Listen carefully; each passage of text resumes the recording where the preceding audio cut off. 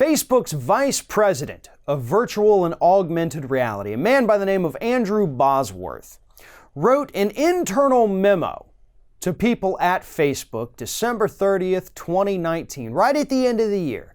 Mr. Bosworth wrote this memo, Thoughts on 2020. Now, this memo was only supposed to stay with employees of Facebook.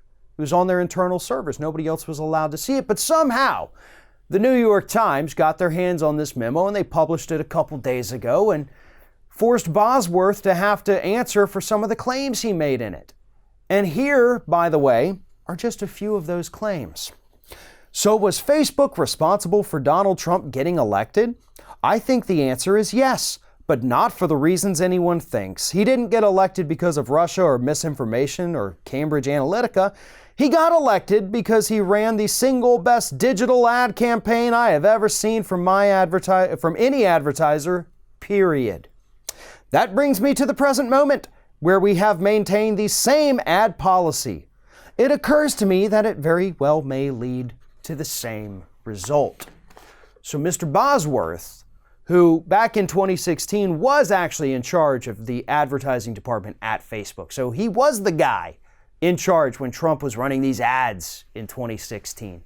He's now in charge of the VR department. But he says, yeah, we haven't changed anything.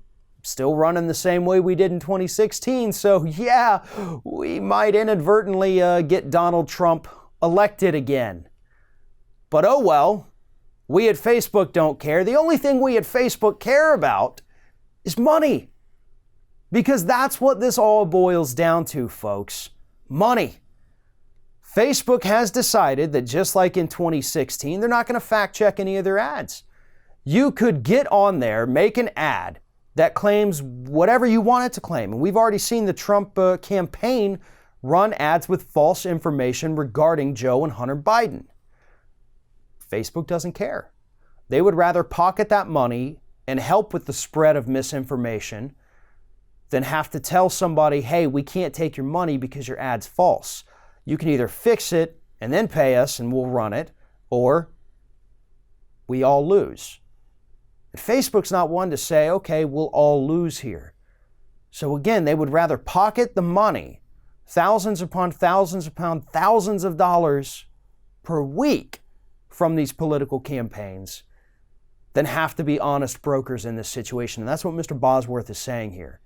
He's saying, yeah, it wasn't the Russians. Sure, they bought some ads. What, did they spend a little over $100,000, maybe $200,000 on ads? Sure, whatever. That didn't do it. It wasn't Cambridge Analytica.